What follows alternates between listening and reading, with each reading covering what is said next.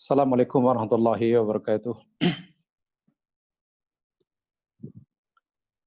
Innal hamdalillahi nahmaduhu nasta'inuhu wa natubu ilaihi wa nastaghfiruh. Wa na'udzu billahi min syururi anfusina wa min sayyiati a'malina. May yahdihillahu fala mudhillalah wa may yudlil fala hadiyalah.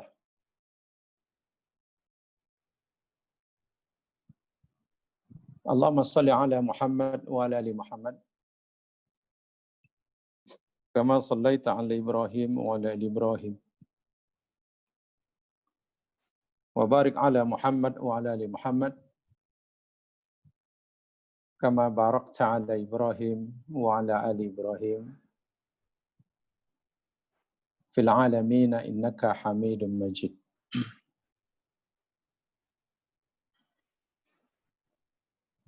Rabbi shrah li sadri wa yassir li amri wahlul 'uqdatam min lisani yafqahu qawli. Raditu billahi wa rabba wa bil islami dina wa bi Muhammadin nabiyya wa rasula. Amma ba'd.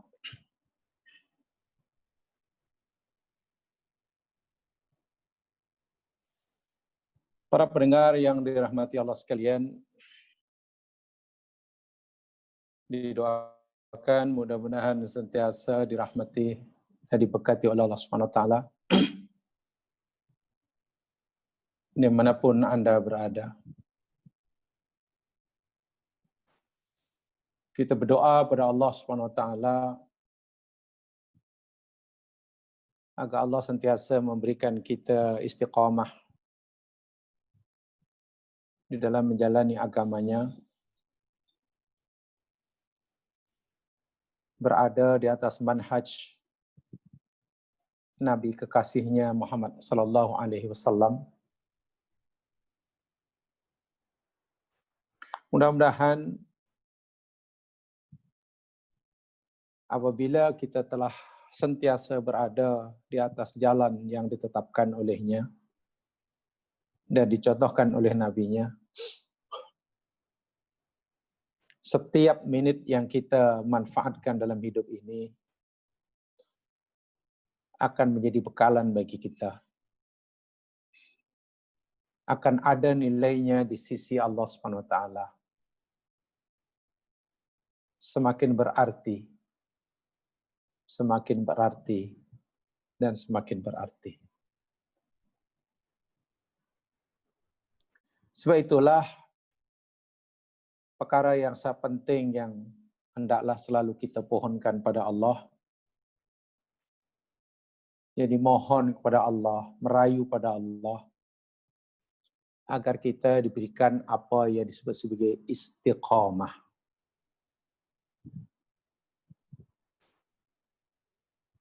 Beramal baik, sentiasa melaksanakan suruhannya dan meninggalkan larangannya, itu suatu yang dituntut, suatu yang penting, suatu yang mustahak. Tapi ada yang lebih mustahak daripada itu, yakni istiqamah dalam menjalani semua itu. Ini kerana penilaian Allah terhadap kita, terhadap amalan kita, yakni terletak pada khawatimiha. Al-a'malu bi khawatimiha. Penilaian Allah terhadap amal seseorang itu yakni bukan pada khawatimnya, penutupnya, penghujungnya. Katalah pada mula baik, di pertengahan baik, di hujung hayat tidak baik, maka dinilai sebagai hamba yang tidak baik. Di awal baik, di tengah tak baik, di hujung baik, maka dinilai Allah sebagai hambanya yang baik. Permulaan tidak baik, pertengahan tidak baik, tapi Masya Allah, di hujungnya menjadi orang yang baik, menjadi husnul khotimah. Allah pun terima sebagai hambanya yang baik. Sebab itu apabila kita telah berada dalam kebaikan yang kita yakini dan kita percayai, lakukan terus dan istiqomahlah. Sementara apabila kita terlanjur melakukan kesilapan, menyadari akan kesalahan, maka segeralah membetulkannya. Segeralah meluruskannya. Amat bijak doa yang dipanjatkan, yang selalu kita panjatkan. Allahumma ij'al khairu a'malina khawatimaha. Ya Allah,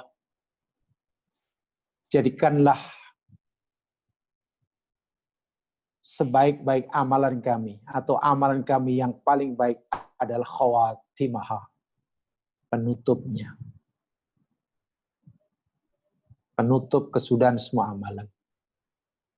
Wa khairu a'marina awakhiraha. Dan jadikanlah sebaik-baik umur kami, yakni umur yang akhir, yang hujung. Umur pada saat ketika kita berjumpa dengan yang memberi kita umur. Waj'al khairu ayyamina yauma nalqaq. Dan jadikanlah ya Allah sebaik-baik hari kami, yakni hari ketika kami berjumpa, bertemu denganmu. Waghfir lana ma madha. Sebab itu ya Allah, ampunkanlah segala kesalahan kami yang telah lalu. Wa aslih lana ma baqiya.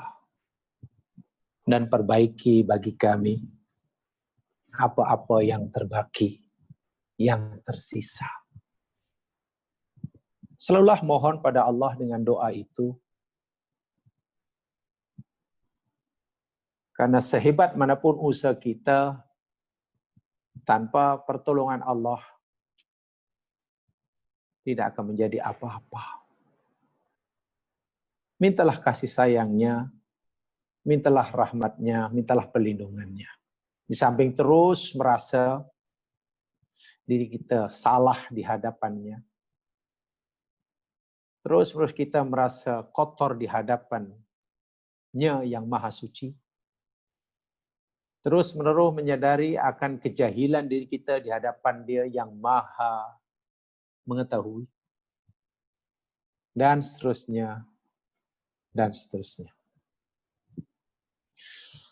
Para pendengar yang dirahmati Allah sekalian, pagi hari ini kita akan teruskan tafsir kita surah Yunus, dan kita akan pelajari mulai ayat yang ke-40.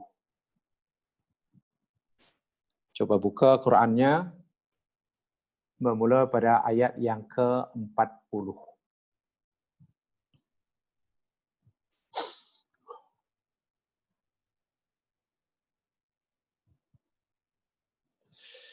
Sudah, jadi kita mulakan. A'udzu billahi minasyaitonir rajim. Bismillahirrahmanirrahim.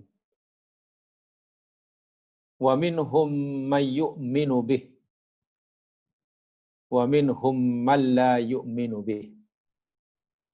Wa rabbuka a'lamu bil mufsidin. Wa minhum, dan sebagian mereka, yakni orang-orang yang Allah sebutkan dalam ayat sebelumnya, orang-orang kafir.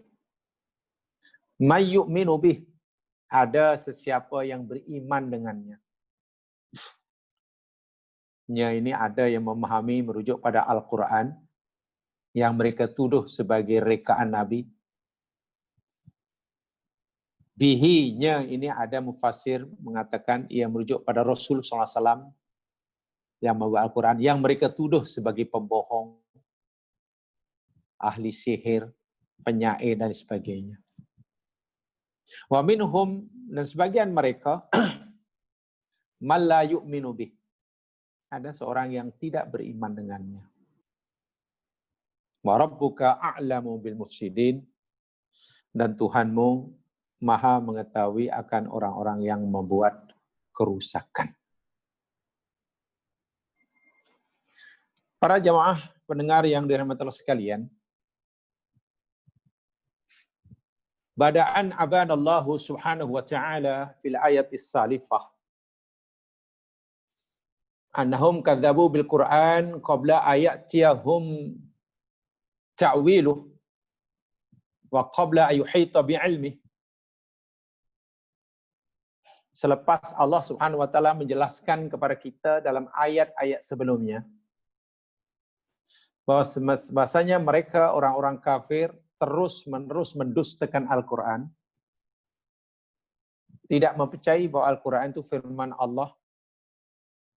Sebaliknya mereka menuduh Al-Qur'an itu asatirul awwalin, dongengan, cerita bohong yang direka-reka oleh Nabi Muhammad SAW.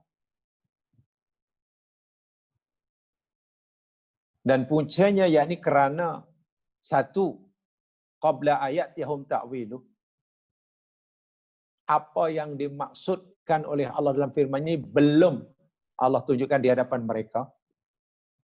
Katalah Allah cerita tentang kematian, Allah cerita tentang kiamat, Allah cerita tentang alam kubur, Allah cerita tentang hari akhirat. Kan belum, takwilnya belum tidak. Kebenaran apa yang Allah firmankan Al-Quran itu belum datang pada mereka. Belum kiamat. Mereka belum masuk setiap kubur. Atau juga kerana ilmu mereka tidak dapat memahaminya. Mereka tidak punya ilmu yang mencukupi untuk memahami maksud dan kehendak Allah dalam firman-Nya tersebut.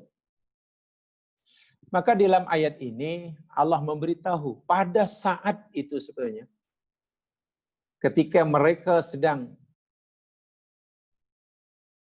keras-kerasnya menentang Nabi, menolak Al-Quran, kata Allah dalam ayat ini, sebetulnya sebagian mereka itu ada yang beriman dan sebagian mereka ada yang tidak beriman.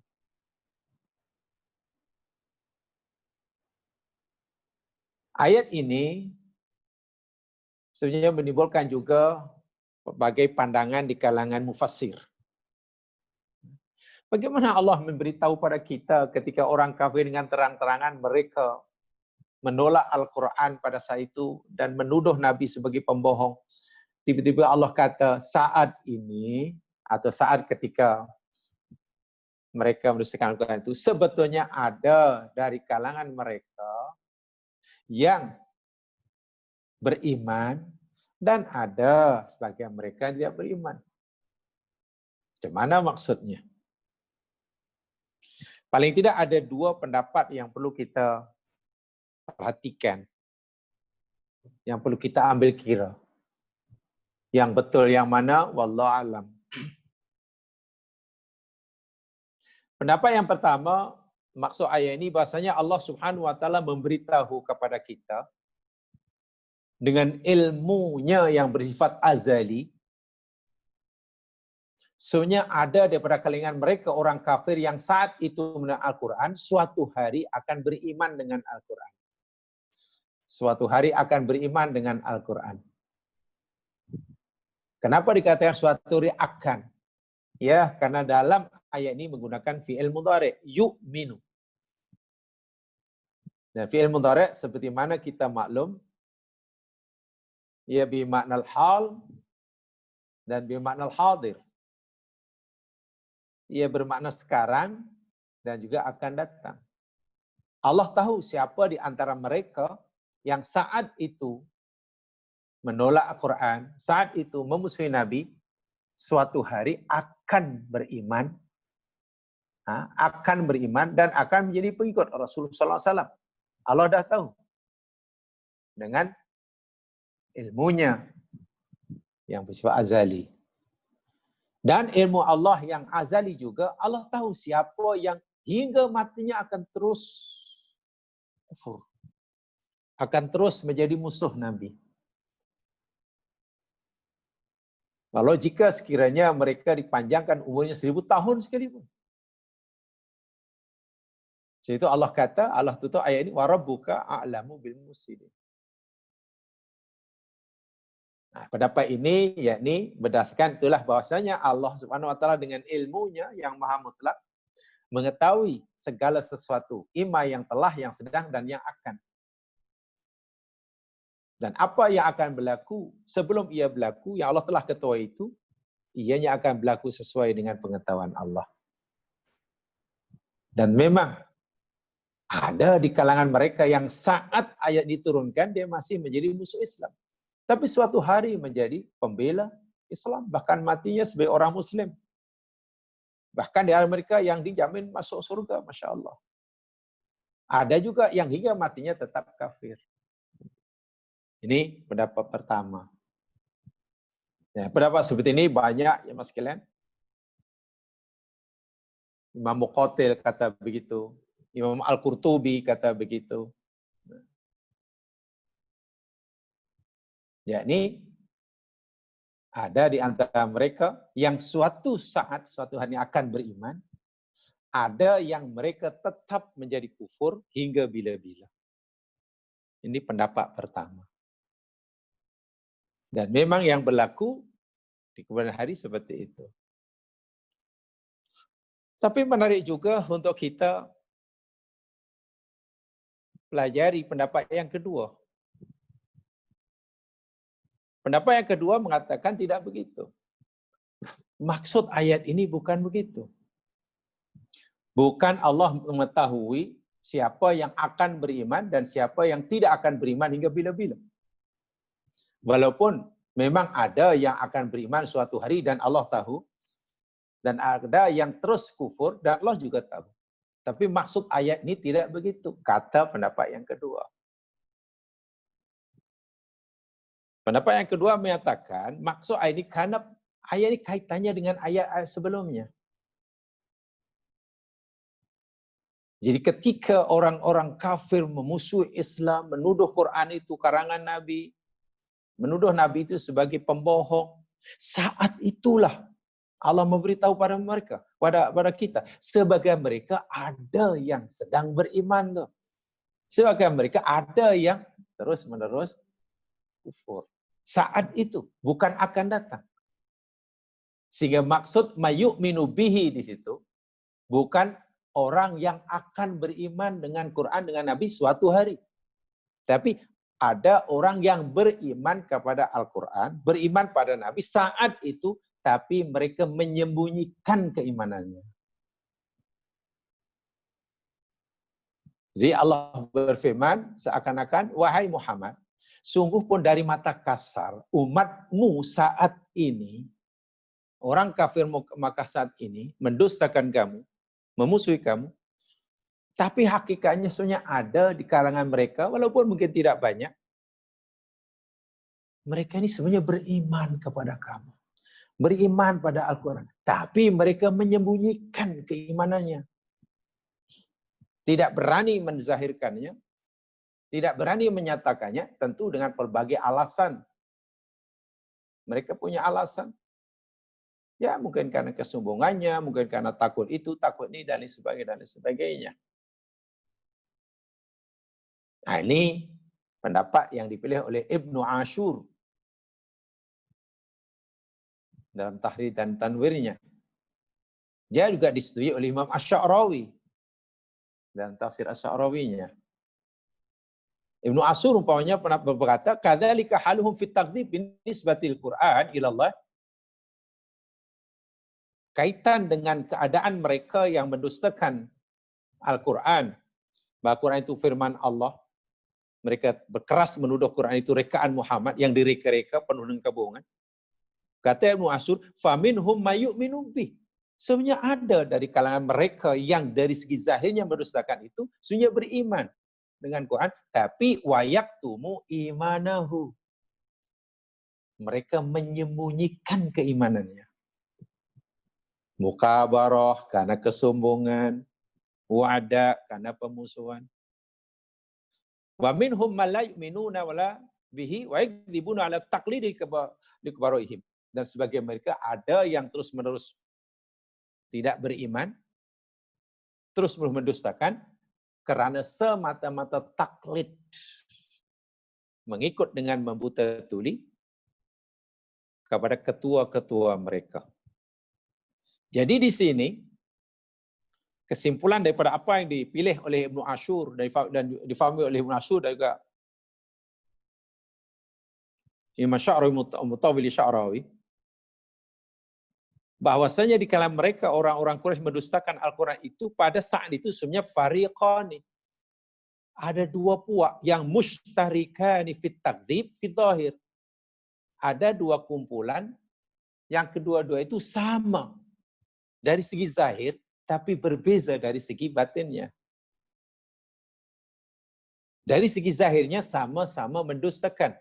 Itu mendustakan, ini mendustakan, si puak itu tidak percaya, puak ini tidak percaya. Itu dari segi zahir yang mereka nampakkan, itu yang dilihat dengan dari segi zahirnya. Tetapi berbeza dari segi yang ada dalam hati mereka. Sebab dalam hati mereka ada yang beriman tapi zahirnya kufur. Ada yang hatinya kufur, zahirnya pun kufur. Sebab itulah disebut di sini sebagian mereka. Jadi ada perbezaannya. Jadi saya ulangi, ada dua pendapat di kalangan mufassir. Walaupun mungkin kebanyakan mereka memilih pendapat yang pertama. Jadi Allah berpendapat bahasanya Allah Subhanahu wa taala dengan ilmunya yang maha luas, yang maha mutlak telah mengetahui siapa di antara mereka orang kafir yang suatu saat nanti akan beriman. Mengubah cara berfikirnya, mengubah sikapnya terhadap Al-Quran dan Nabi. Menjadi mukmin muslim yang baik suatu saat. Bukan pada saat itu pun. Dan dengan ilmunya juga Allah maha mengetahui siapa yang terus-menerus menjadi kufur, mendustakannya hingga matinya. Walaupun umurnya dipanjang sekalipun. Ya, contoh yang pertama umpamanya, insyaallah di sana ada Khalid bin Al-Walid, di sana ada Umar bin Khattab, di sana ada Umar bin As. Ini orang-orang yang asalnya kufur. Sementara yang terus-menerus kufur hingga matinya, si Abu Jahal, ada Walid bin Mughirah, ada Abu Lahab, dan sebagainya. Baik. Sementara pendapat yang kedua tidak begitu. Maksudnya, walaupun mereka itu dari segi zahir mendustakan Al-Quran dan menolak Nabi, dari segi sama, tapi sebenarnya hatinya berbeza. Yang ada dalam hati mereka berbeza. Sebagian ada yang beriman, tapi menyembunyikan keimanannya. Tak berani nak menzahirkannya. Ya, mungkin karena kesombongan, mungkin karena dengki, karena iri. Dan lain sebagainya. Pendapat yang kedua ini jamaah sekalian bukan tidak beralasan ya. Pendapat yang kedua ini bukan tidak beralasan dan memang ada. Sebagaimana contoh ya. Ini sekadar contoh ini kalau dari segi sejarah ya. Untuk memahami ayat ini nampaknya tidak cukup kita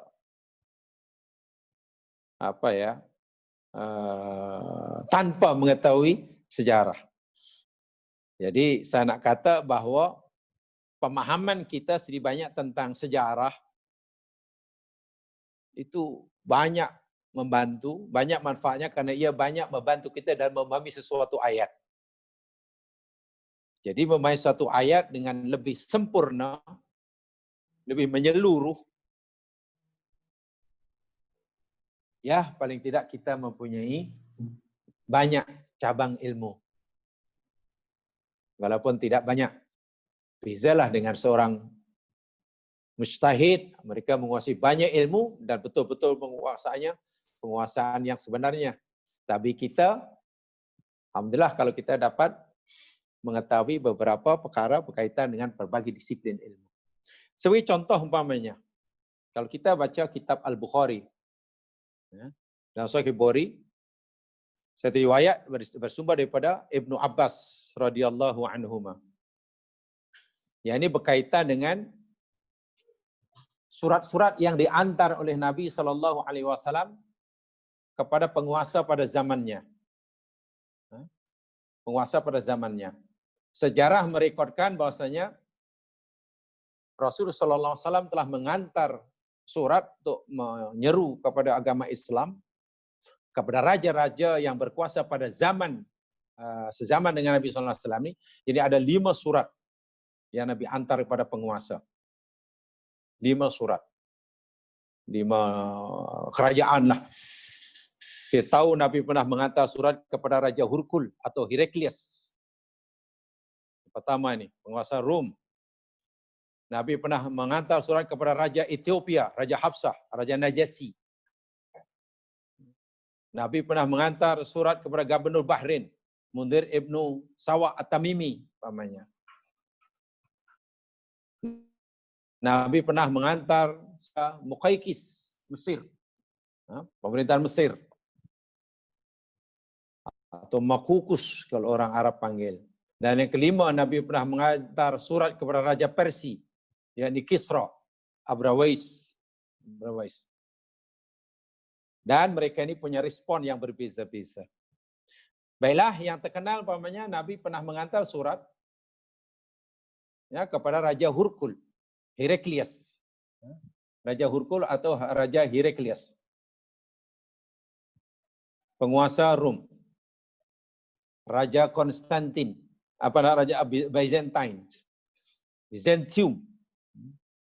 Ini sebagai contoh untuk sebagai alasan yang dipilih oleh Imam Ibnu Ashur dan Sa'rawi tadi, bahwa maksud ayat ini yakni sebagian mereka ada yang beriman tapi tidak berani nak menyatakan keimanannya. Itu maksud minhum mayu'min. Mereka simpan dalam hati. Tapi zahirnya tak ini dikira kafir juga lah. Kalau menyembunyikan kekufuran dalam hati, menzahirkan iman, itu namanya munafik. Namanya munafik. Tapi kalau menyembunyikan keimanan dan menzahirkan kebencian atas dasar pilihannya, kebebasannya, itu tetap kafir. Tapi kalau menyembunyikan keimanan, menzahirkan kekufuran karena dipaksa, itu dikira mukmin. Nah, itu pembedanya adalah dalam ayat yang lain. Jadi saya bagi contoh, katalah surat yang diantar oleh Nabi SAW ke Raja Heraklius atau Hurkul, orang Arab kata Heraklius, atau nama sebenarnya yakni Raja Flavius Heraklius Augustus. Flavius Heraklius Augustus. Dia seorang maharaja Byzantine, Byzantium, yang memerintah pada tahun setiap tahun 610 hingga 641 Masehi. Raja yang sangat terkenal itu. Dalam Bukhari meriwayatkan itu. Jadi Nabi mengantar surat ke Heraklius ini, mengutus seorang sahabat yang bersurat namanya Dihyah bin Khalifah Al-Qalbi. Dihyah bin Khalifah Al-Qalbi. Itu diantar surat. Kemudian selepas surat itu serahkan, lalu Raja Heraklius ini ingin mengetahui siapa pengantar surat ini. Yang bernama Muhammad ini siapa, ingin tahu betul. Tanya kepada mereka yang datang di tempat itu, yakni Fahal, dia bertanya, siapa di antara kamu yang lebih dekat dengan orang yang mengaku Nabi ini? Kebetulan pula waktu itu ada Abu Sufyan dan kawan-kawannya. Abu Sufyan bin Harb yang belum memeluk agama Islam ada di tempat itu. Dia pun dipanggil sebagai ketua. Dia bangsawan Quraisy, kena ketua Quraisy. Dipanggillah menghadap Abu Sufyan ini oleh Raja Heraklius. Lalu ditanya, kaifa nasabuhum fikum? Bagaimana nasabnya di tengah-tengah kamu? Orang yang mengaku dari Nabi ini macam mana nasab dia? Elok kata elok. Abu Sufyan kata, oh huwa fina du nasab. wahai tuanku, dia punya nasab yang sangat baik. Garis keturunannya family tree dia mulia. Orang-orang yang baik belaka. Di Jahilis katanya, fahal qala hadzal qaul minkum ahadun qattu qablah? Ada tak orang yang sebelumnya dari keturunan yang pernah mendakwa dirinya jadi nabi? Nah, sebelum orang ini mendakwa jadi, ada tak orang-orang sebelumnya telah mendakwa seperti itu? Abu Sufyan kata, "La, oh tidak ada, baik tuanku. Dia seorang lah. Tak pernah dalam sejarah tu nenek moyang yang mendakwa seperti yang dia dakwa. Dia seorang aja." Fahal kana min Abi Malik? Ada tak tok nenek moyang dia yang pernah menjadi penguasa, jadi raja? Abu Sufyan kata, "La, tidak ada tuanku."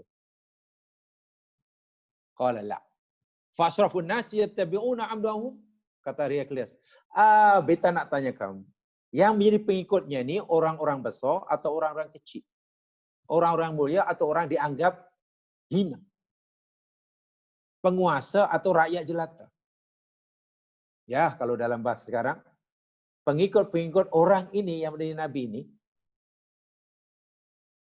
berdarah Brahmin atau berdarah Arya. Apa jawab Abu Sufyan? Qultu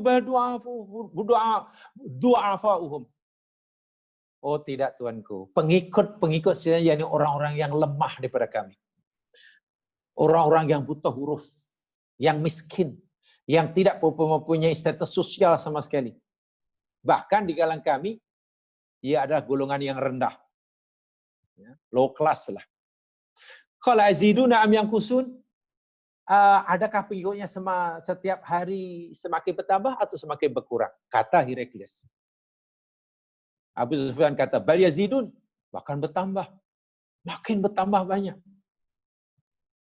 Fahal yartaddu ahadun minhum sakhatam lidinihi ba'da an yadkhula fi?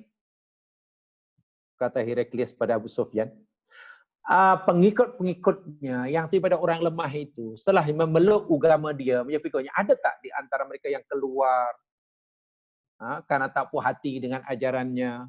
Ya, dalam bahasa muda, yang murtad ada tak? Abu Sufyan dengan jujur mengatakan, la, sama sekali tidak. Tidak ada seorang pun yang murtad. Bahkan ada pengikut yang kami seksa, mereka tetap berpegang pada keyakinannya, bahkan mereka rela mati daripada kehilangan akidah barunya. Fal kuntum tadhamuna bil kadhib qabla ayakula maqal? Ini berat, pertanyaan berat kepada Abu Sufyan. Wahai kamu sekalian bangsa Quraisy, adakah kamu pernah berfikir? Ada kamu pernah berfikir atau syak bahwa dia itu pembohong? Atau pernah bercakap bohong sebelum dia mendakwa menjadi Rasul? Pernah tak? Orang yang mendakwa jadi Rasul sekarang ini, kamu fikir sebagai pembohong atau pernah bercakap bohong sebelumnya? Abu Sufyan berkata, la, sama sekali tidak. Bahkan kami pernah memberinya gelaran Al-Amin. Orang yang sangat-sangat terpercaya. Wa nahnu bil mudatin la nadri ma wafa'ilun fiha. Bertahun-tahun kami bersama mereka, bersamanya, dan kami tidak pernah melihat sekalipun dia bercakap bohong. Sama sekali. Fahal qataltumu? Adakah kamu pernah memerangi dia? Kau pernahkah memerangi orang ini? Ya, kami pernah berperang. Ingat ya sekalian, utusan ini, surah ini diantar oleh Nabi Muhammad SAW kepada 5 penguasa itu ketika Nabi sudah pindah ke Madinah. Ya, lebih tepatnya Nabi antar surah-surah ini kebanyakannya selepas berlaku perjanjian Hudaibiyah. Gencatan senjata antara orang Islam dengan, jadi Nabi sudah di Madinah, Musa masih di Makkah, masih kafir itu. Masih kafir dia. Jadi Raja Herodes tanya, ada kamu pernah berperang dengannya? Abu Sufyan, ya, na'am. Naam, kami pernah meranginya. Kaifa kana qitalukum iyyahu? Bagaimana peperangan yang berlaku itu? Al-harbu baina wa bainahu siyal. Yanalu minna wa nalu minhu. Ya. Peperangan itu silih berganti. Kadang kami menang, kadang dia menang, kadang kami kalah, kadang dia kalah. Kalau mau ya oh begitu. Mana kamu belum mau berang? Iya. Sekarang aku nak tanya pada kamu, apa yang dia maukan daripada kamu sebetulnya? Orang yang mendakwah diri Nabi, ini sebenarnya apa yang dia mau daripada kamu? Apa yang dia suruh kepada kamu? Abu Sufyan menjawab, Yaqul, dia berkata, dia suruh kami, Tuanku, u'budullaha wahdah. Sembahlah Allah, satu-satunya Tuhan yang berhak kamu sembah. La tusyriku bihi syai'a. Dan jangan kamu menyekutukannya dengan barang sedikit pun. Watruku ma yaqulu abaukum. Tinggal oleh kamu apa saja yang diajarkan oleh tok nenek moyang kamu. Tok nenek kamu mengajarkan Tuhan itu banyak, itu Tuhan itu tinggalkan, abaikan, pedulikan. Wa yu'muruna bis shalah, dia suruh kami solat, Tuanku. Wasidqi, dia suruh kami bersikap jujur, tak boleh bohong. Wal ifaf, wal afaf, dan dia suruh kita ini menjaga diri, menjaga muruah. Wasilah, dan dia sentiasalah menyuruh kami untuk menyambung silaturahim. Dia tidak boleh dia melarang kami untuk putuskan. Banyak lagi yang disuruhkan. Dia suruh kami yang tua menghormati yang muda mengasihi yang tua, berbakti pada mak bapak, menyayangi anak, dan seterusnya. Banyak sekali. Tidak boleh makan harta orang lain. Disebut panjang lebar oleh Rasul. Artinya apa diajarkan oleh Rasulullah SAW di Makkah selama 13 tahun disampaikan apa adanya oleh Abu Sufyan di hadapan Raja Heraklius. Abu Sufyan tidak bercakap bohong tentang Nabi. Tentang Nabi. Apa yang disampaikan oleh Nabi itu diakunya di hadapan Heraklius, tapi di luar negeri. Di belakang Nabi. Bukan di hadapan Nabi. Bukan di hadapan Nabi. Nah, setelah itu barulah si Heraklius mintalah surah itu diserahkan padanya.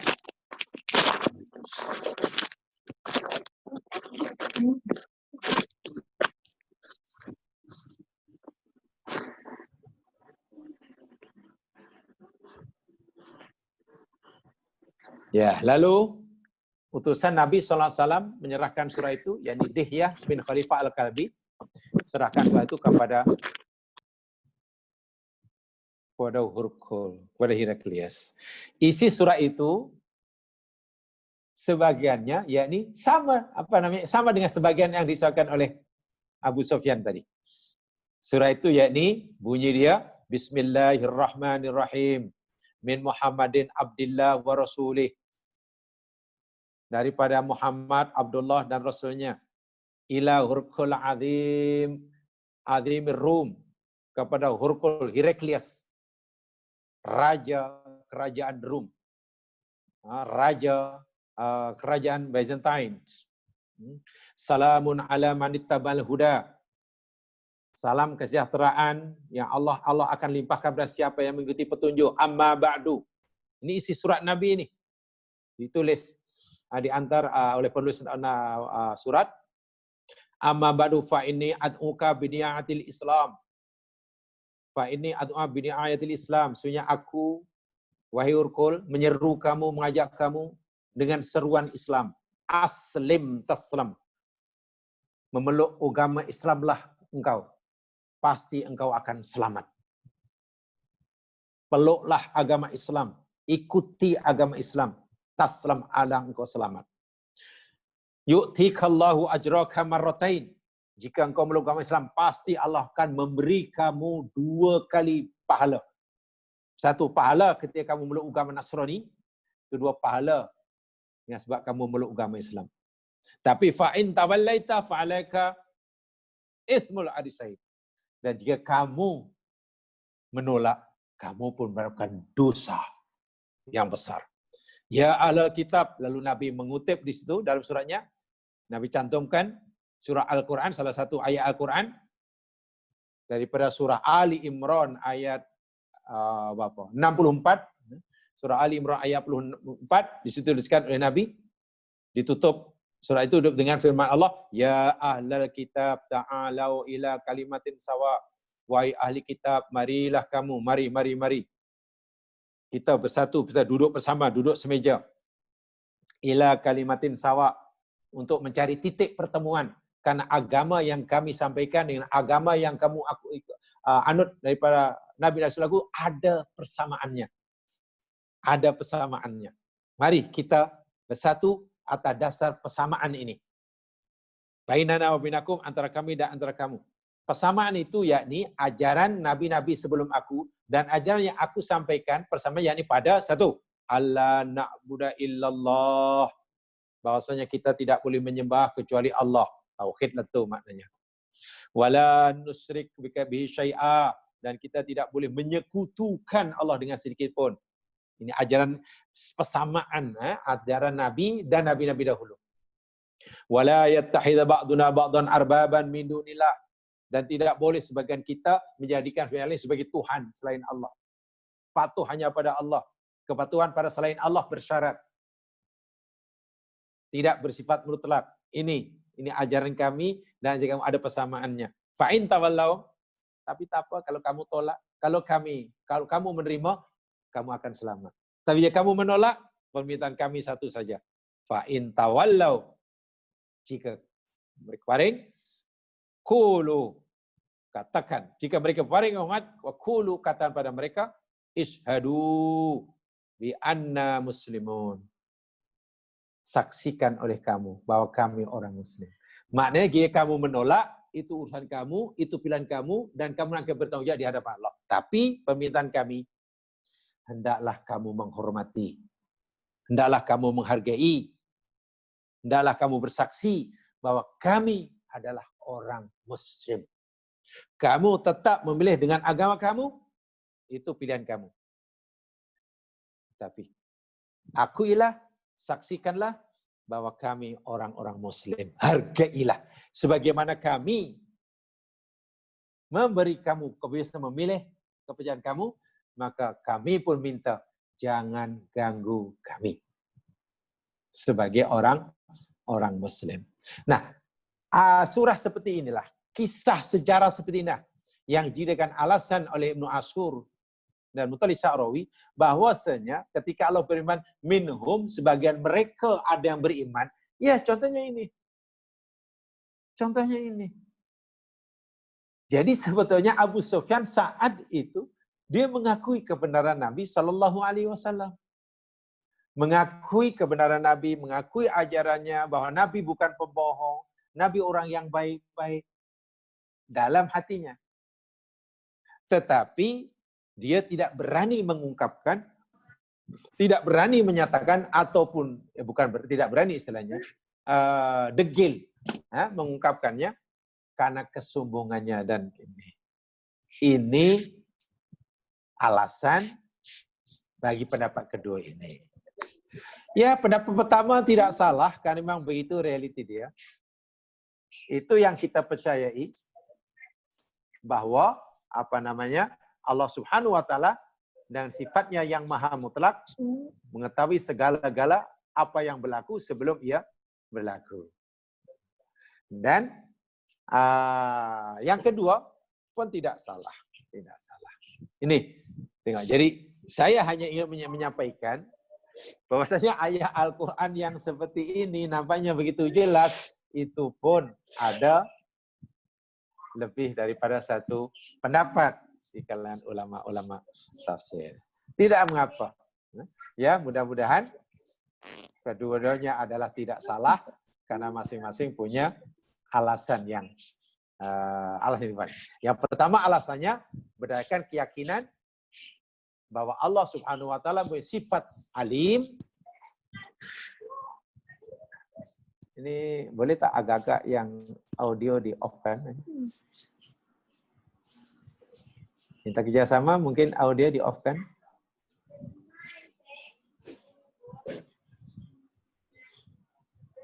Saya tak begitu.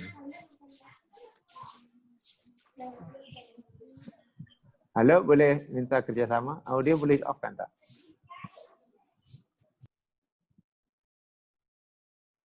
Terima kasih. Terima kasih. Coba audio off kan. Kalau nak on kan video silakan. Tapi audio tolong off kan. Sebab agak mengganggu kalau audionya di on kan ya. Itu. Jadi saya ulangi perbezaannya sebetulnya terletak pada dasar berfikirnya. Dasar alasan berfikirnya pendapat yang pertama tadi lebih berdasarkan pada keyakinan bahwa Allah itu mempunyai sifat al-alim.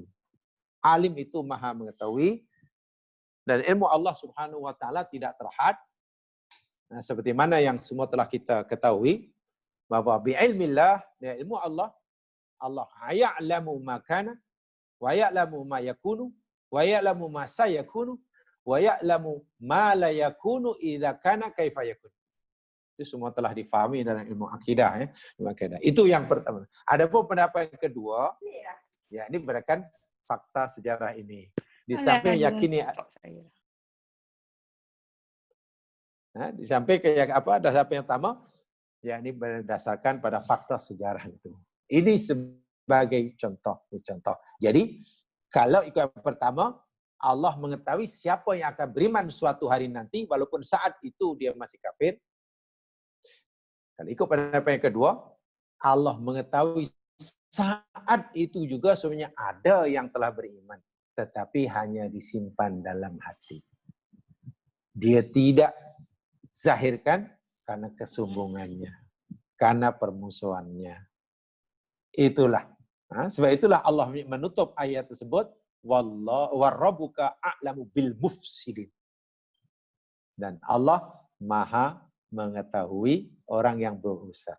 Bila ikut yang pertama, kan, yang terus kufur itu celaka, yang suatu saat akan beriman itu masuk surga. Contohnya Khalid bin Walid, Umar bin Khattab.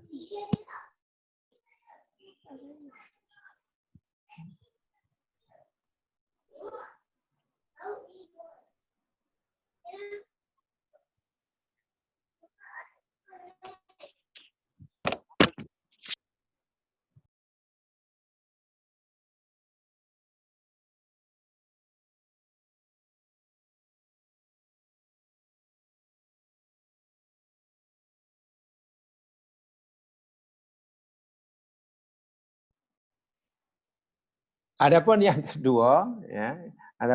kedua, yakni rugi.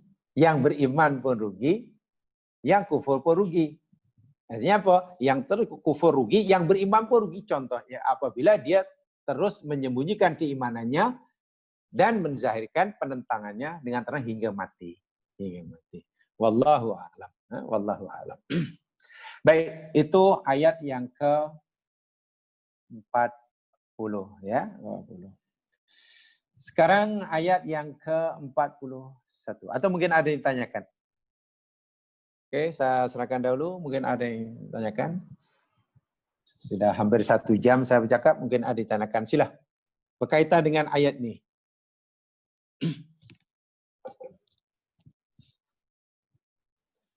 Kalau tidak ada, mari kita teruskan sekarang ayat yang ke-41. Ayat yang ke-41. Baik, untuk ayat yang ke-41 ini, sekarang saya beri peluanglah pada siapa yang mas sekalian untuk tolong membacakannya. Sekarang dibenarkan untuk on-kan dia punya audio. Sila. Ya, dengan sukarela nak membantu jamaah lain untuk membacakan ayat 41, sila. On-kan audio dia. Silakan.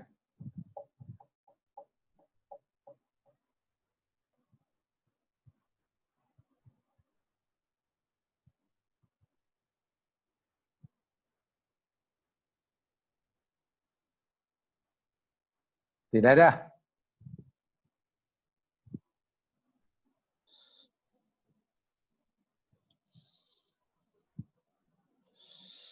Oke, kalau tidak ada yang mau baca, saya bacakan. Coba simak ayat 41. A'udzubillahi minasyaitonirrajim. Wa in kadzdzabuka faqul li 'amali wa lakum 'amalukum antum bari'una mimma a'mal wa ana bari'um mimma ta'malun. Wa in kadzdzabuka, dan jika mereka mendustakan engkau wahai Muhammad, faqul li 'amali, maka katakan olehmu, beritahu mereka, bagiku amalku. Aku akan mendapatkan ganjaran sebab amalku sendiri. Aku pun akan bertanggung jawab kerana amalku sendiri. Walakum amalukum, dan bagi kamu pun akan mendapatkan balasan kerana amalmu. Kamu pun bertanggung jawab kerana amalmu, bukan amalku. Nafsi. Antum bari'una mimma a'mal. Kamu semuanya bebas, berlepas diri. Tidak ada pertanggungjawab sedikit pun. Mimma a'malu, daripada apa yang aku amalkan. Wa ana bari'um mimma ta'malun. Sedangkan aku juga, aku pun bebas. Tidak bertanggungjawab sedikit pun dari apa yang kamu amalkan. Nafsi. Baik, ini luar biasa. Ini masih ada kaitan dengan sebelumnya yang luar biasa. Coba paham betul. Wa in kadzabuka, jika mereka mendustakan engkau. Jamaah sekalian, orang kafir ini dalam aspek dusta, bohong, ini ada dua tingkatan. Pertama, yakni mereka al-kadhib, berdusta, berbohong. Satu, berdusta atau berbohong. Maknanya, apa yang mereka katakan itu tidak sesuai dengan kenyataan. Apa yang mereka katakan itu tidak sesuai dengan keyakinan mereka. Ini pertama. Yang kedua, dusta mereka yang kedua, yakni takdzib. Bukan kadhib, tapi takdzib. Takdzib itu mendustakan orang lain. Yakni menuduh orang lain berbohong. Itu namanya takdzib. Mereka berbohong dan mereka menuduh Nabi Muhammad berbohong. So ada dua kebohongan. Dosa bohong mereka itu. Mereka berbohong karena mereka mengatakan sesuatu yang berbeza dengan kenyataan. Atau mereka menyatakan sesuatu yang berbeza dengan keyakinan mereka. Ya, contoh Abu Sufyan tadi. Apa yang diyakini dalam hatinya, sebenarnya meyakini bahawa Muhammad SAW itu seorang yang jujur.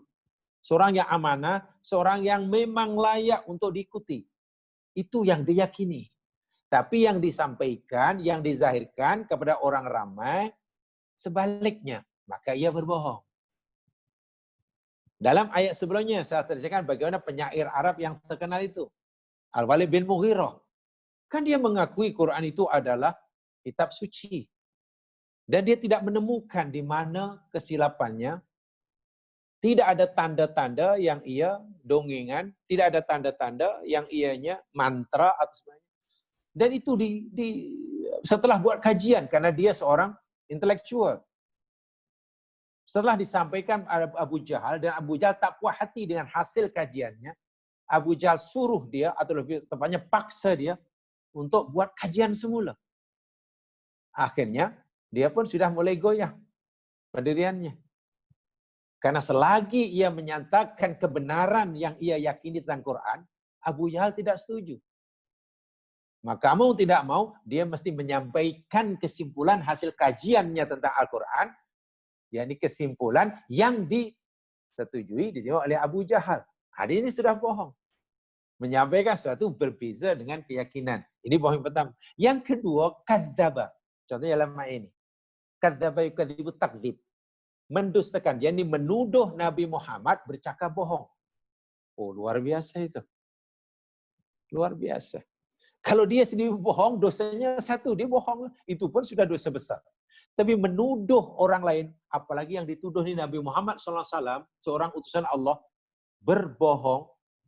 Mereka tuduh Nabi Muhammad tidak menyampaikan kebenaran. Itu dosa yang sangat berat. Dosa yang sangat berat. Wa'iyadzubillah, tu'adzubillah. Lalu, dalam ayat ini Allah ceritakan, bukan sekadar perangai orang kafir Quraisy itu sebagai pembohong. Tapi perangai mereka ini suka menuduh engkau bercakap bohong, wahai Muhammad. Engkau tidak menyampaikan kebenaran. Tapi tak apa. Wa in kadzabuka. Jika mereka mendustakan engkau atau menuduh engkau ini bercakap bohong, tidak menjawab kebenaran, kamu tidak perlulah menghadapinya dengan begitu serius sangat. Tak perlu. Kamu tidak perlulah kemudian marah-marah, hilang kesabaran. Ya, cukuplah kamu beritahu pada mereka, bagiku amalku, bagi kamu amal kamu. Kamu bebas daripada apa yang aku lakukan, aku pun tidak bertanggung jawab terhadap apa yang kamu lakukan. Apa maksudnya? Ya rahimakumullah, Imam At-Tabari, seorang mufassir yang terkenal sekali, Ibnu Jarir At-Tabari, nama atau nama lengkapnya apa namanya? Nama gelarnya ini Abu Ja'far namanya. Abu Ja'far Muhammad bin Jarir At-Tabari. Ya, boleh dikatakan sebagai guru mufassir lah beliau ini. Dalam tafsirnya beliau menyatakan, yaqulu ta'ala dzikrau Nabi sallallahu alaihi wasallam wa in kadzdzabaka ya Muhammad. Allah Subhanahu wa taala berfirman dalam ayat ini, wahai Muhammad, jika mereka itu mendustakan engkau, yakni orang-orang musyrik ini mendustakan engkau, raddu alaika majitahum bi ma'indi rabbik, maka sampaikan pada mereka dan mereka mengembalikan ke atas engkau apa yang kau bawa daripada Tuhanmu itu. Mereka tolak, katakan sajalah, ayyuhal qaum li dini wa amali walakum dinukum wa amalukum. Bagi aku agama aku dan amal perbuatan aku. Bagi kamu agama kamu dan amalan kamu. La yadurruni amalukum. Amal perbuatanmu tidak akan memadorkan aku sedikit pun. Wala yadurrukum amali. Dan amalan aku pun tidak memadorkan amalan kamu. Wa innama yujaza kullu amilin bi amali.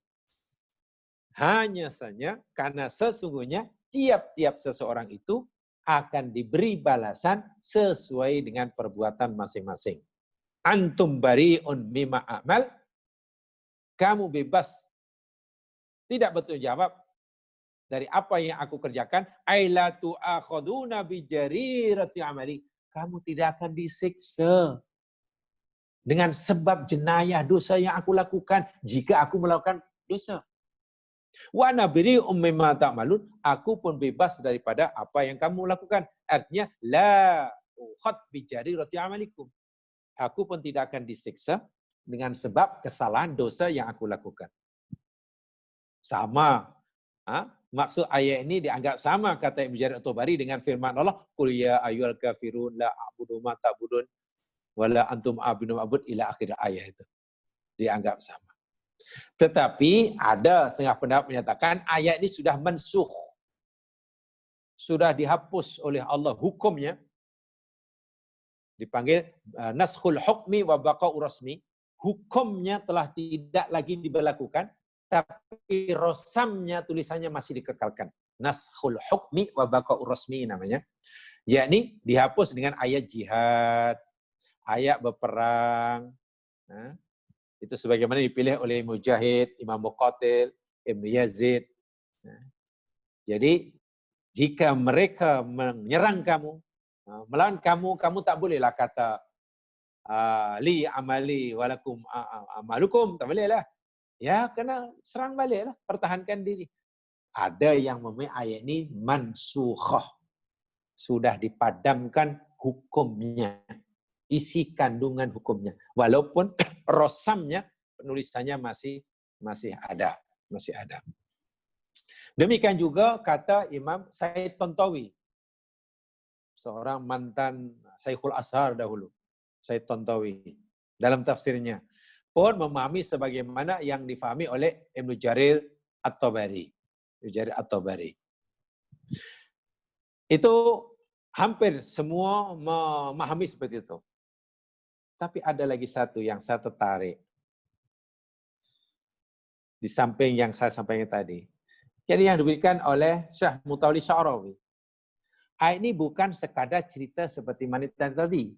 Tapi ayat ini sebenarnya ayat tasliyah. Tasliyah. Tasliyah maknanya ayat ya apa ya? Semacam hiburan, menghibur. Nah, ayat yang isinya sebenarnya menghibur Nabi Sallallahu Alaihi Wasallam. Al-ayatul karimah tasliyatun lirrasulillahi sallallahu alaihi wasallam amma asabahu min qaumihi. Ayat yang mulia ini kata Syahrul Mutawalli Sya'rawi, yakni ayat yang isinya menghibur Rasul sallallahu alaihi wasallam tentang daripada apa yang menimpa dirinya yang dilakukan oleh kaumnya. Pendustaan lah, penghinaan lah, pelecehan lah, dan sebagainya itu. Itu sedikit banyak pasti akan membuat Nabi ini sedih. Sedih. Ya? Susah hati. Lalu Allah turunkan ini sebagai hiburannya. Kenapa? Wa i'lamu lahu bi anna wadhifatahul haqiqi al-bala. Karena ayat ini memberitahu pada Nabi tugas sebenar Nabi. Tugas sebenar Nabi adalah menyampaikan balag. Balagul mubin. Menyampaikan dan menerangkan. Artinya jika Nabi telah menyampaikan setiap ayat yang Allah perintahkan untuk disampaikan, selesai. Tugas Nabi sudah selesai. Nabi berjaya menjadi utusan. Nabi tidak lagi akan disoal oleh Allah tentang risalah yang dibawanya. Sebab tugasnya Muhammad sampaikan ayat ini. Nabi sudah sampaikan. Allah suruh Nabi menyampaikan 10 ayat. Nabi sudah sampaikan 10. Sudah. Allah suruh Nabi sampaikan 100 perintah. Dan Nabi sudah sampaikan. Itu. Bila Nabi sampaikan, sudah selesai. Nabi sebenarnya tidak perlu jiwanya merasa terbeban dengan sikap kaumnya nanti. Menolakkah, menerimakah, menentangkah, sepatutnya Nabi tidak perlu merasa terlalu terbebani. Karena tugasnya telah dilaksanakan. Situ Allah kata, jika mereka menolak Muhammad, katakan sajalah. Amalku aku udah buat, sekarang amal sudah selesai. Tapi sebagaimana yang telah saya sampaikan tempoh hari, Nabi ini orang sangat hiba. Sangat sayang. Tidak sampai hati Nabi tidak membayangkan nanti ada umatnya. Apalagi di antara umatnya masa itu ada hubungan family dengannya. Ada hubungan nasab. Paling tidak ada hubungan sebangsa. Ada kawan sepermainan zaman remajanya, kanak-kanaknya. Tiba-tiba mereka masuk neraka, tidak masuk surga. Bayangkan. Bagaimana Nabi mungkin membayangkan cemana sedihnya hati jika orang yang sangat disayangi tiba-tiba di akhirat pula masuk neraka. Tentang menolaknya memang itu pilihan mereka. Tentang tugas Nabi telah selesai, itu betul.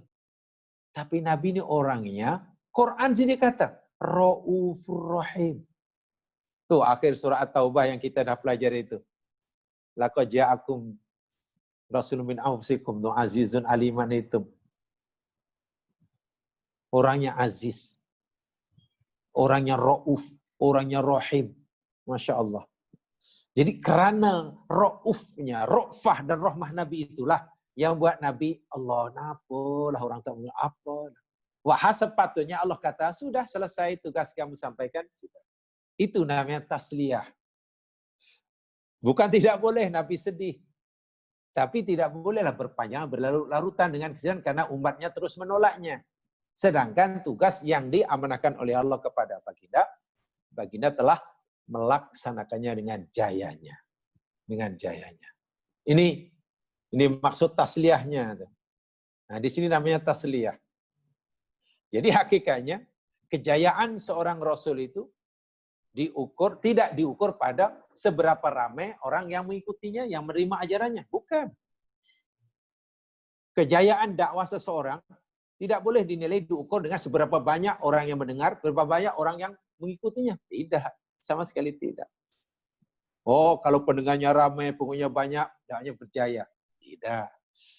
Kalau tidak yang mendengar dan tidak mendengar, maknanya tidak gagal. Itu juga tidak.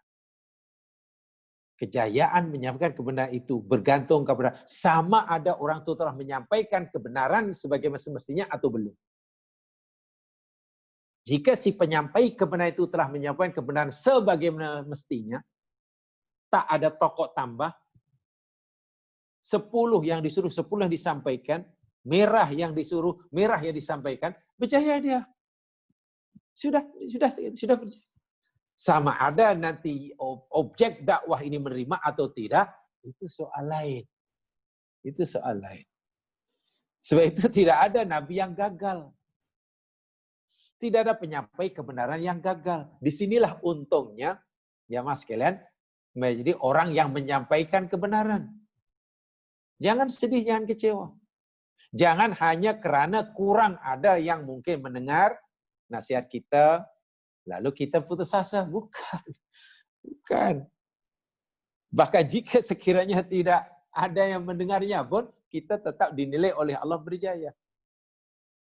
Kalau tidak, Masya Allah, kasihan Nabi Nuh alaihissalam. Berdakwah ratusan tahun,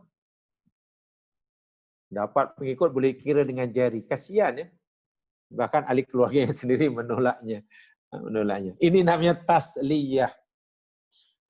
Jadi Allah Subhanahu wa taala memberikan bebanan dan tugas risalah ini rupanya tidaklah terlalu berat. Dari aspek ini tidak berat. Akhirnya seseorang yang diberi bebanan risalah atau kita sebagai beban dakwah tidak perlu menanggung rasa berat yang luar biasa. Karena Allah kata, sudahlah, jika mereka terus menolak, tugas kamu selesai, kamu sudah sampaikan. Itulah tasliyahnya. Tasliyahnya. Dan bila kamu sudah menyampaikan, sudah. Amma hisabuhum ala a'malihim fa'alallah. Adapun hisab mereka yang akan menilai mereka tentang amalan mereka, pilihan mereka, itu udah kerja Allah, bukan kerja kamu. Sebab itu di sini tak boleh kita kemudian berdoa pada Allah karena orang itu menolak kebenaran disampaikan, lalu kita berdoa agar Allah jahanamkan dia. Tak boleh. Tidak boleh, itu urusan Allah yang menilai nanti. Kalau berdoa pun doalah kebaikan buat mereka, bukan keburukan.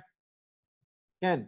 Sejahat manapun seseorang di dunia, jamaah sekalian, selagi ajal belum menjemput mereka, semua mereka ini masih berhak untuk mendapatkan doa yang baik daripada kita.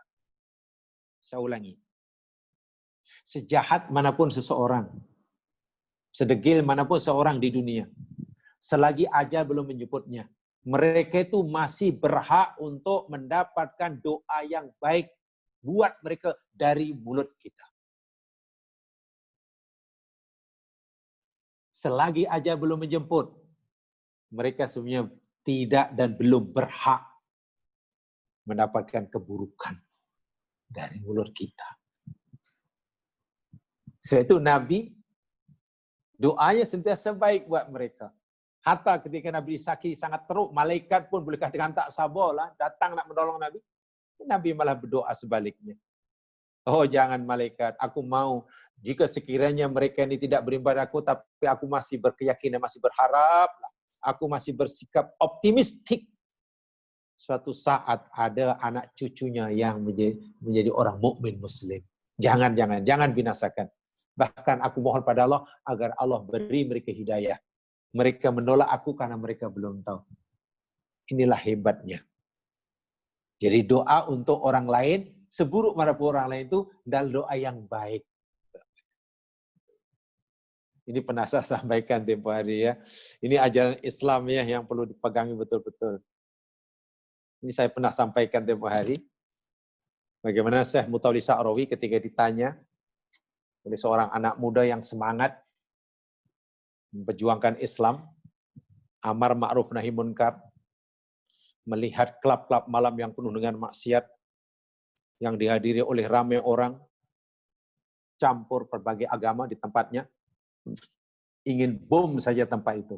Dibakar saja, dibom saja, dimusnah. Biar mati semuanya, daripada terus menyuburkan maksiat di kawasannya. Tapi sebelum melakukan, dia tanya kepada Syekh Muttalib Sa'rawi, "Wahai Tuan Syekh, apa pendapatmu nih tentang maksiat, tempat buang maksiat? Kami semua dah tak sabar dah, nak bom saya biar mereka mati semuanya dan maksiat selesai." Apa kata Muttalib Sa'rawi? "Wahai anak muda, kami tanya pada kamu, jika kamu bom, apa akibatnya? Ya, mereka akan mati semuanya. Mereka mati nanti dan karena maksiat, mereka di neraka atau di surga? Ya, sudah pastinya di neraka. Karena matinya dalam keadaan maksiat. Su'ul khotimah." Kata anak muda yang bersemangat tadi. Syekh Muttalib Sa'rawi bertanya, agak-agak apa yang dikehendaki oleh Allah, oleh Nabi Muhammad SAW? Nabi menghendaki umatnya mati masuk surga atau mati masuk neraka? Kata anak muda tadi, ya tentulah Nabi Muhammad menghendaki umatnya semua masuk surga. Kalau Nabi pun menghendaki umatnya masuk surga, kenapa kamu bunuh sekarang dan nanti akan masuk neraka? Kenapa kamu tak biarkan kamu dakwah? Manalah tahu nanti suatu hari akan jadi orang baik dan ini. Sepatutnya kamu bantu. Kamu sudah tahu jalan yang benar. Mereka belum benar itu karena belum tahu jalan yang benar. Kamu sudah tahu jalan yang benar, tunjuk pada mereka. Orang yang jahat itu karena mereka belum tahu mana jalan yang benar. Jadi akhirnya anak muda itu tak jadi mengamuk. Ya memang begitulah. Mungkin begitulah. Karena seseorang belum dapat diketahui sebelum ia menemui ajalnya.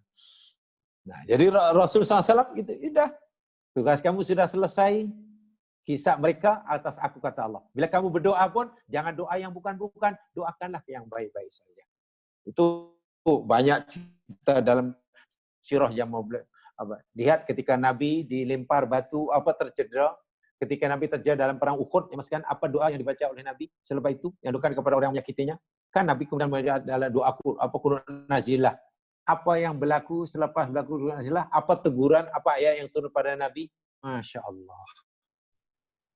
Ya, itulah. Jadi Islam ni subhanallah. Kita kena tahu batasan-batasannya ya. Baik, ini ada itmi'nan, tasliyah dan itmi'nan. Sesuatu yang boleh memberi ketenangan pada jiwa Nabi SAW. Sebab hakikatnya dalam silan, yang mereka dustakan ini bukan Rasulullah. Yang mereka dustakan hakikatnya bukan Rasulullah, tapi yang mereka dustakan itu yakni Allah. Firman Allah itu. Jadi Nabi tidak perlu sedih karena yang mereka dusta itu bukan Rasul. Yang mereka anggap bohong itu yang dibawa oleh Nabi itu. Tapi adakah tuduhan mereka itu basas? Sama sekali tidak. Tempo hari kita telah buktikan ya. Iftira'at wa kadhibul musyrikin. Kita telah tunjukkan tentang tempo hari beberapa bukti kebohongan dan kebohongan yang mereka direka-reka oleh orang musyrikin. Ya. Iddi'ahum al-i'ya bisul Quran. Contoh, mereka berbohong. Mereka berbohong ketika mereka mendakwa boleh membuat karangan, tulisan, bacaan seperti Al-Quran. Itu dakwaan mereka. Mereka pernah mendakwa begitu, bohong itu. Mereka mendakwa boleh mengarang apa-apa karangan yang menandingi Quran atau menyamai paling tidak. Itu dakwah mereka, tapi tak pernah berjaya pun. Itu dirakamkan oleh Allah dalam surah Al-Anfal. Di dalam surah Al-Anfal, ini saya katakan. Saya ulangi, ini tasliyah tadi. Kenapa tasliyah? Karena hakikatnya yang mereka dustakan itu bukan Nabi Muhammad. Yang mereka dustakan itu yakni yang dibawa oleh Nabi Muhammad. Jadi Nabi tak perlu risau. Satu. Yang kedua, ia sebagai tasliyah kerana tugas Nabi selesai. Begitu Nabi telah menyampaikan semua risalah yang Allah suruh sampaikan. Mereka mendustakan atau tidak, itu bukan urusan Nabi. Jadi Nabi tidak perlu risau, Nabi tidak perlu merasa terbeban perasaan dan jiwanya. Itu tadi poinnya. Nah, sekarang saya ingin tunjukkan. Yang mereka dustakan bukan Nabi, tapi yang mereka dustakan yakni yang dibawa oleh Nabi itu. Apa buktinya? Contoh, mereka berbohong. Gabungan orang musyrik ini.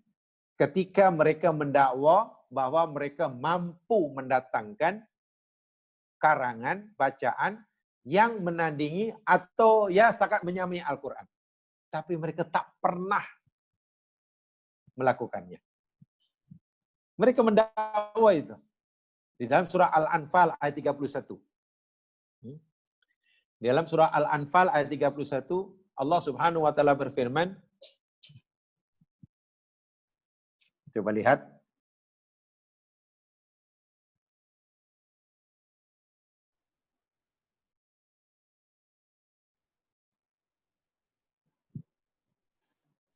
A'udzu billahi minasy syaithanir rajim.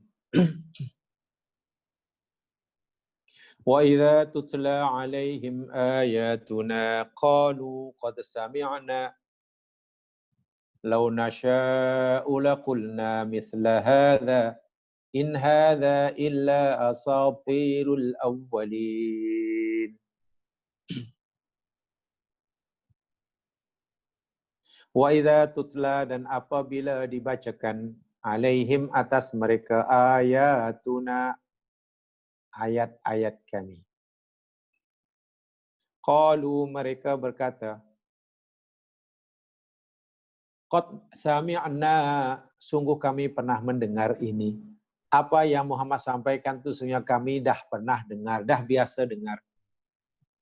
Dengan angkuh mereka kata, lau nasya, jikalau kami menghendaki pun, kalau kami mau pun, laqulna mithla hadza, pasti kami boleh berkata seperti ini juga. Saja kami tak nak mengarang, saja kami tak nak tulis. Kalau kami mau, kami boleh buat. Bahkan lebih cantik daripada apa yang Muhammad sampaikan. Apalagi yang disampaikan Muhammad itu kami dah biasa dengar. Yakni, in hadza illa asatirul awwalin. Tiadalah apa yang disampaikan Muhammad itu melainkan dongengan orang dahulu yang direka-reka. Tengok.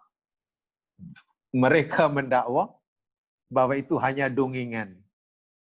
Bahwa itu hanya rekaan. Tuh. Ini kebohongan mereka yang pertama. Bohong karena mereka pernah mendakwa boleh membuat seperti Al-Quran, tapi tak pernah mereka lakukan. Tak pernah mereka lakukan. Mereka kata kami pernah mendengar. Ini bohong juga. Mereka tidak pernah mendengar. Sebab apalagi sami'ah, ya mas kan. Sami'ah ini bukan mendengar karena tidak peka. Bukan. Sami'ah dalam bahasa Al-Quran dahulu pernah saya katakan ada 4 maknanya. Pertama, mendengar karena tak peka. Kedua, mendengar karena faham. Mendengar, faham. Ada 3, mendengar, faham. Ya ada 3. Dan yang ketiga, mendengar, faham, dan mengamalkannya. Itu nomor 3. Mendengar, pertama, mendengar, kalimat sami'ah Al-Quran ada 4. Mana dia? Ya, pertama, mendengar karena tak peka. Itu sama dengan hayawan. Kedua, mendengar dan faham. Mendengar dan faham. Itu orang mukmin begitu, orang kafir begitu. Belum ada bezanya. Ketiga, mendengar, faham, dan meyakini. Nah, mendengar, faham, dan meyakini. Yang keempat, bukan saja mendengar, faham, dan meyakini, tapi mengamalkannya. Nah, itu peringkat tinggi. Kalau sekadar mendengar, faham, dan meyakini, tapi tak mau beramal, belum sempurna itu. So, sami'na di sini bukan hanya mendengar. Mereka mendakwa, kami dah mendengar. Mana kami faham, kami meyakini, tapi mereka bohong. Sebab mendengar mereka, yang mereka itu sebenarnya tarafnya tidak lebih daripada sama dengan hayawan. Lembu mendengar karena tak peka. Mereka mendengar pun sebab karena tak peka. Itu dinyatakan oleh Allah Subhanahu wa taala, mereka ini lahum qulubul la yafqahuna biha, ada hati tidak berfikir, walahum a'yunul la yubsiruna biha, ada mata tak melihat, walahum adhan la yasma'una biha, mereka ada telinga tapi tak mendengar. Telinga tak mendengar. Jadi mendengar, sam'un, basarun, apalagi fikir, sam'un, basarun, itu Itu fungsinya. Mata itu alatnya, fungsinya basarun. Ya. Udunun itu alatnya, sam'un itu fungsinya. Sam'un basarun itu bukan kerja telinga, itu lebih kerja pada kerja jiwa. Jadi telinganya memang tidak peka, tapi jiwanya peka. Matanya memang tidak buta, tapi jiwanya buta. Orang yang sebenarnya Allah kata kal an'am. Ulaika kal an'am. Seperti binatang ternakan. Binatang ternak. Jadi sama orang ini kedudukannya dengan binatang ternak. So bohong di situ. Ya. Kebohongan yang kedua mereka kata lau nasya'u. Tadi dalam surah Al-Anfal tadi. Jikalau kami kendaki, kami boleh berkata, kami boleh buat seperti mana yang Muhammad sampaikan. Kami boleh cakap sebenarnya yang Muhammad cakap. Itu dakwaan mereka. Tapi bohong juga. So, di sini kan bukan Nabi Muhammad yang dicela, yang mereka cela yakni apa yang disampaikan oleh Rasulullah. Betulkah mereka katakan jika kami menghendaki kami boleh buat? Tak juga. Allah cabar mereka dengan pelbagai ayat cabaran sebagaimana yang telah kita pelajari pada siri yang lepas, tak ada satu pun cabaran Allah yang mereka saut. Mulai pada cabaran yang paling yang berat hingga makin mudah. Disuruh buat umpamanya 10 surat tak mampu. 1 surat tak mampu, 1 surat yang lebih kurang sama dengan Al-Quran pun tak mampu. Mereka tetap menolaknya. Tapi mereka kata tak ada. Kalau kami mau, kami boleh buat. Tapi setelah dicabar untuk buat, tak pernah buat. So, maknanya bohong. Mereka tetap bohong. Dan kebohongan mereka yang ketiga terhadap Al-Quran, yang mereka dusta terhadap Al-Quran, mereka tuduh Al-Quran itu sebagai asatirul awwalin. Ini kebohongan yang luar biasa. Asatirul awalin. Yang disampaikan oleh Rasulullah, yang di Quran itu mereka kata hanya dongengan orang-orang dulu. Ya cerita omong kosong lah, bohong. Tak ada nilai sama sekali. Kata mereka. Tapi betulkah mereka itu? Sama sekali tidak. Hati mereka meyakini. Contoh yang mudah. Yang dulu pernah nyatakan. Termasuk orang yang hingga matinya mendustakan kebenaran Al-Quran, Abu Lahab. Oke? Termasuk orang yang mendustakan Al-Quran hingga akhir hayatnya, yakni Abu Lahab. Bapak saudara Rasulullah sendiri. Abu Lahab kempen merata-rata bahwasanya apa yang disampaikan oleh Muhammad SAW ini bohong belaka. Jangan ada orang yang percayanya. Semua bohong. Bila Muhammad kata merah, itu maksudnya biru. Bila Muhammad kata gelap, itu maksudnya terang. Bila Muhammad kata malam, itu maksudnya. Maknanya adalah kamu percaya sebaliknya.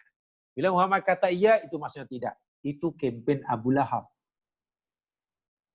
Itu Abu Lahab mendustakan apa yang disampaikan oleh Rasulullah. Tapi betulkah begitu? Nabi SAW pernah menyampaikan pada umatnya, Abu Lahab semasa hidupnya hingga akhir hayatnya tetap dalam kekufuran. Dia tidak akan menerima Islam walaupun sesaat. Dia dan usahanya serta istrinya Ummu Jamil sia-sia. Tabat yada abi lahab watab dan akhir ayat. Kalau Abu Lahab ini percaya mendustakan apa yang disebutkan oleh Nabi, dustakan ajalah ayat yang berkaitan dengan itu. Kan Abu Lahab pernah kata, bila Muhammad kata malam, katakan yang betul itu siang. Bila Muhammad kata siang, kan yang betul malam. Seakan, jadi daripada analogi ini, logik ini, Abu Lahab kata, bila Muhammad kata aku hingga mati tetap kufur, katakan bahwa Muhammad cakap bohong. Karena esok lusa aku akan memeluk agama Islam. Kan gitu sepatutnya. Tapi rupanya, Masya Allah, betul-betul Abu Lahab dan istrinya hingga mati tak pernah mengucap kalimat syahadat walaupun sekali. Bermakna disebut oleh Muhammad itu bukan asatirul awalin, bukan kebohongan. Orang yang mendustakannya pun tidak mampu mendustakan. Tengok. Orang yang mendustakan Al-Quran pun tidak mampu mendustakan Al-Quran dengan perbuatannya. Walaupun mereka hanya mampu mendustakan Al-Quran dengan mulut dan bibirnya. Inilah kebohongan kepada orang kafir yang hingga hari ini dan mungkin hingga kiamat sentiasa dilakukan. oleh diri mereka. Ya.